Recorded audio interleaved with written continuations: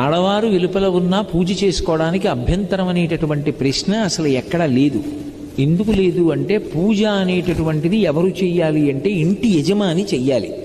ధర్మపత్ని సమేతస్య అనుంది కానీ ధర్మపతి సమేతస్య అని ఉండదు సంకల్పం. అంటే దాని అర్థం ఎవరు చెయ్యాలని?